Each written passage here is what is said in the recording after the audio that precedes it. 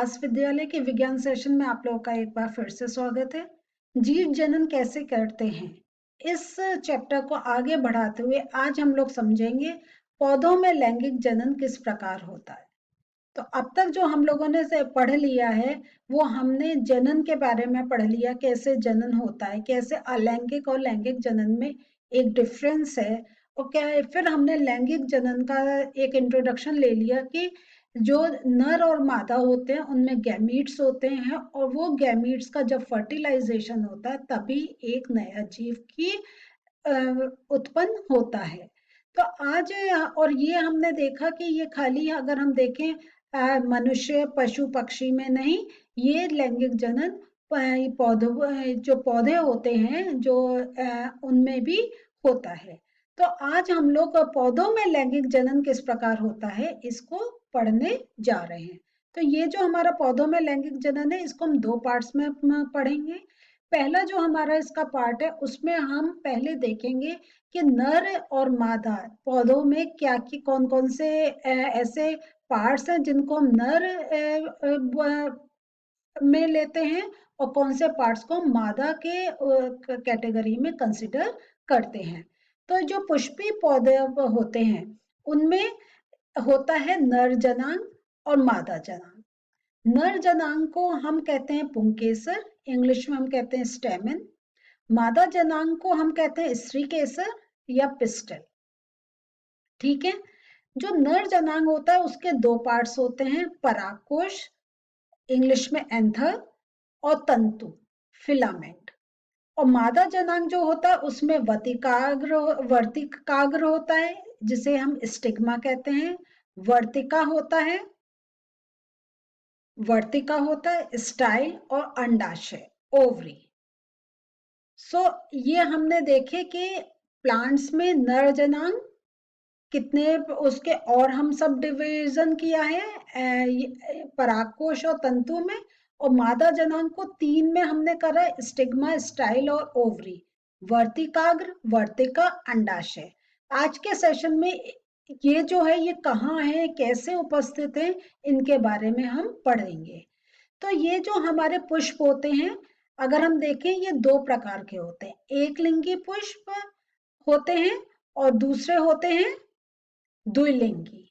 तो हम पहले देखते हैं एक लिंगी पुष्प के बारे में। एक लिंगी पुष्प मीन्स उसमें या तो नर होगा या मादा होगा। तो ये जो होते हैं ये एक लिंगी यूनिसेक्सुअल फ्लावर कहते हैं इनको। जब पुष्प में पुंकेसर अथवा स्त्री केसर में से कोई एक जनांग उपस्थित होता है उसे हम कहते हैं एक लिंगी पुष्प।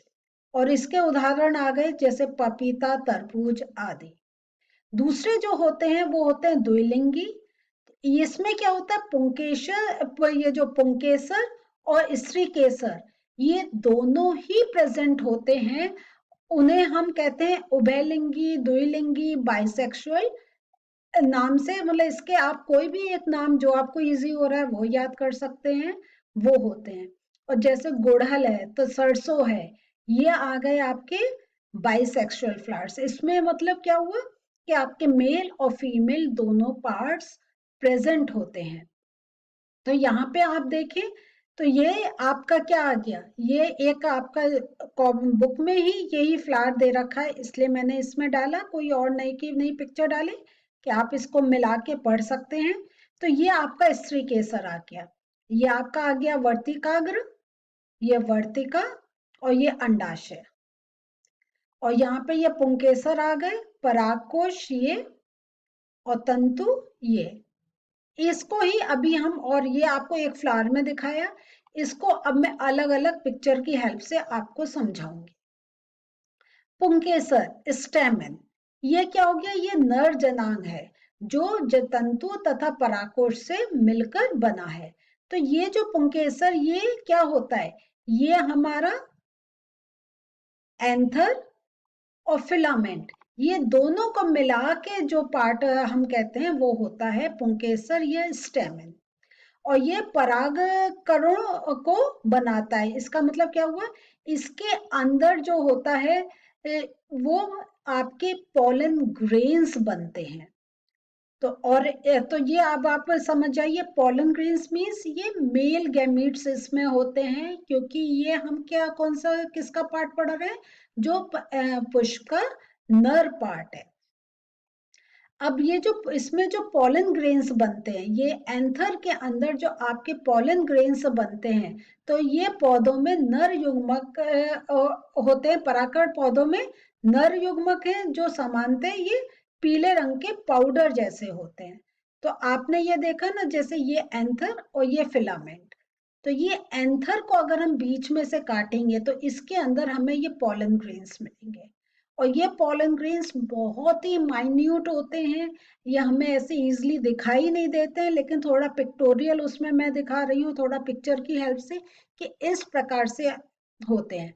और यही पोलन ग्रेन्स उड़कर आपके फीमेल ऑर्गन्स के पास जाते हैं और तब उनका फर्टिलाइजेशन होता है। और वो कैसे होता है, कैसे पहुंचते हैं, ये अभी हम सेशंस में आगे समझेंगे। तो ये आपको समझ में आ गया। तो मेल का हमने जो देखा, एंथर का ये हमने स्ट्रक्चर देखा कि पोलन ग्रेन्स कहाँ पर प्रेजेंट होते हैं। ये याद रखिए, पोलन ग्रेन्स एंथर में प्रेजेंट होते हैं। अब हम लोग स्त्री केसर की तरफ चलते हैं। पिस्टिल, ये मादा जनांग है जो, और ये किससे मिलकर बना है, वर्तिकाग्र, वर्तिका, अंडाशय से मिलकर।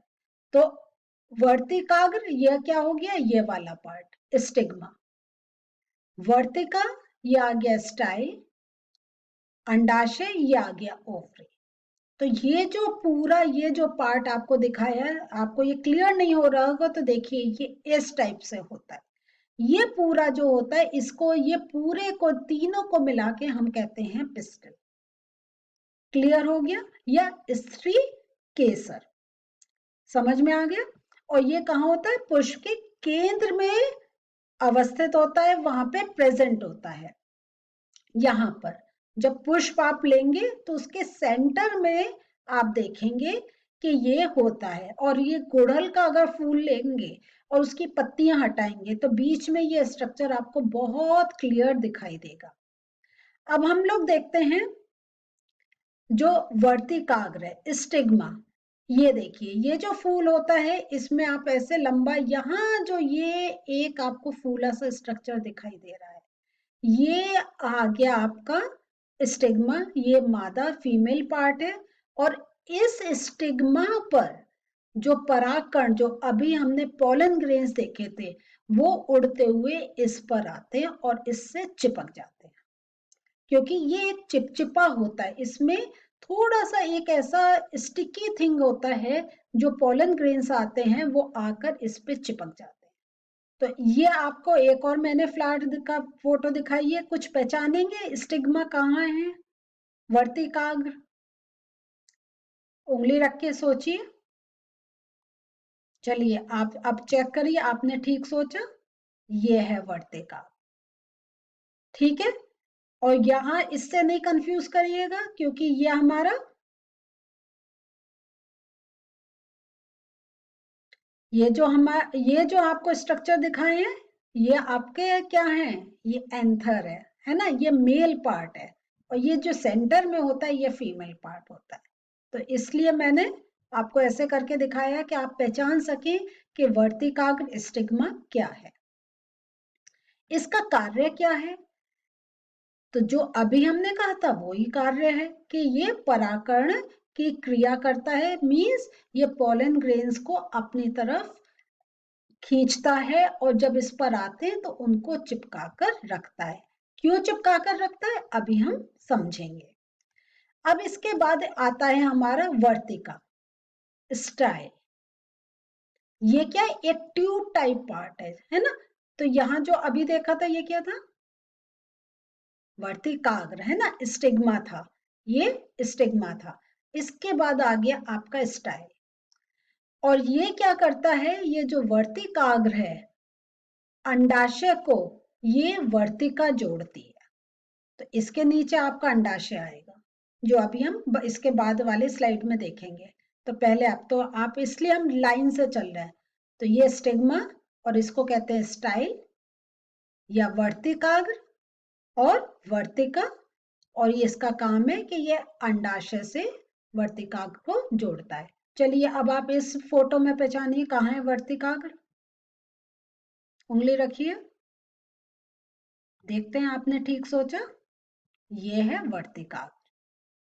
ठीक है, अब इसका जो कार्य है वो क्या है, ये वर्तिकाग्र है और ये इसका कार्य क्या है कि ये परागनली, इसको परागनली भी कहते हैं और ये नर युग्मक को अंडाशय तक पहुंचाने में एक हेल्प करता है, या ये एक मार्ग है जिसके थ्रू जो नर युग्मक हैं वो अंडाशय तक जाते हैं। तो नर युग्मक क्या हो गए, जो अभी हमने देखे थे पॉलन ग्रेन्स, है ना, इनमें नर युग्मक होता है जो इस पर आके चिपक जाते हैं और फिर यहां से ये अंडाशय में जाते हैं।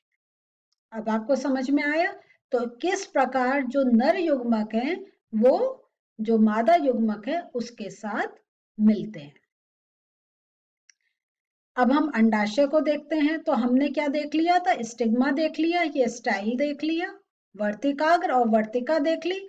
अब ये जो सेंटर में है ये आ गया आपका अंडाशय या ओवरी, और ये पुष्प के सेंटर में होता है और इसमें क्या होते हैं, इसमें बीजांड होते हैं और प्रत्येक बीजांड में एक अंड कोशिका होती है जो निषेचन के पश्चात एक भ्रूण बनाती है। तो इसको अभी हम थोड़ा सा और देखिए, अब इस पिक्चर से समझ रहे हैं। तो ये जो ओवरी है, तो देखिए इसके अंदर ये ओव्यूल्स होते हैं और इनमें फर्टिलाइजेशन होता है और यहीं पे भ्रूण बनता है। तो यहाँ देखा कहाँ, यहाँ पर आके अगर हम देखें तो इस पिक्चर में यहाँ स्टिग्मा पर आके आपके जो पॉलन ग्रेन्स है वो चिपके और उनके इसमें से जो आपका मेल गैमीट है वो हमारा स्टाइल के थ्रू होते हुए यहाँ पहुंच रहा है जहाँ पे फर्टिलाइजेशन हो रहा है। तो इस प्रकार जो अगर हम देखें तो जो हमारे पौधे हैं उनमें मेल और फीमेल पार्ट्स होते हैं और कैसे मेल पार्ट फीमेल पार्ट के साथ मिलके फर्टिलाइजेशन करता है और एक नया भ्रूण बनाता है निषेचन के बाद। अब ये अंडाशय का कार्य क्या है, ये पुष्प का प्रमुख मादा जनांग है जहां निषेचन की क्रिया होती है और भ्रूण का निर्माण होता है। तो यहाँ पर तो ये एक बार फिर से हम इस पिक्चर को देखते हैं, तो अब आप देख लीजिए, फिर से हम उस पिक्चर को देख रहे हैं और यहाँ पे हम देख रहे हैं कि कहाँ पे भ्रूण का निर्माण हो रहा है। तो आज हमने क्या पढ़ा, आज हमने देखा कि जो प्लांट्स हैं वो हमने देखे कि वो एक यूनिसेक्सुअल भी हो सकते हैं या बाइसेक्सुअल भी हो सकते हैं, मींस उनमें या तो नर या मादा के पार्ट्स रहेंगे, या ऐसे भी फ्लावर्स होते हैं जिसमें नर और मादा दोनों होते हैं।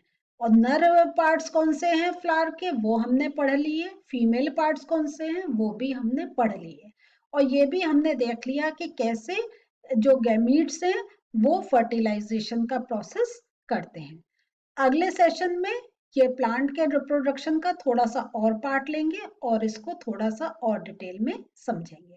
तो अगले सेशन में फिर मिलते हैं, बाय।